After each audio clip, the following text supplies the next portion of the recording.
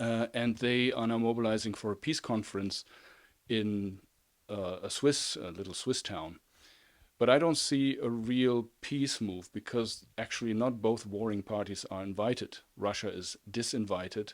So what they're now trying to do is trying to get a lot of the partners of the G7 under the pressure from, of course, United States and others, neutral countries into the fold of the G7. But I think a lot of them will not attend. China has already signaled they will not attend because they don't agree that Russia is not attending. Other countries will most likely bring very low-level officials. So it's not a real peace formula. It's a real failure.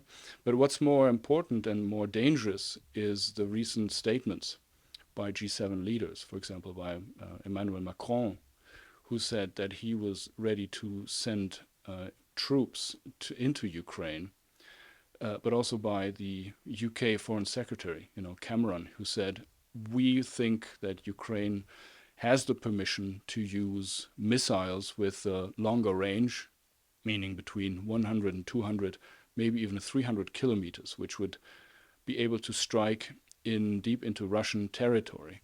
So we are already, according to many of the experts, we're on the precipice of something that could turn into a war between NATO and Russia, possibly even crossing the threshold to nuclear war.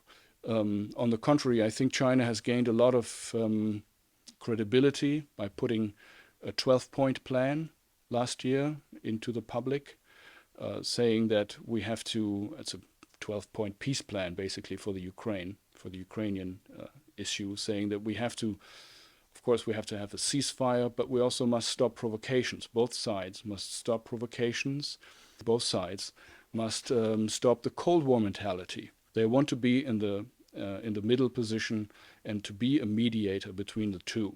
Most likely, the G7 will come up with new sanctions or with a reaffirmation of the existing sanctions. But what have they achieved, the sanctions? Germany is the country that has taken the greatest hit of these sanctions, not just because we are abandoning our trade relations, but we have abandoned our cheap energy source in terms of Russian natural gas and oil. So Germany has no advantage of these sanctions. On the contrary, the German economy is suffering. So I think if the G7 wants to actually do something for their largest G7 members, they should renegotiate and rethink these sanctions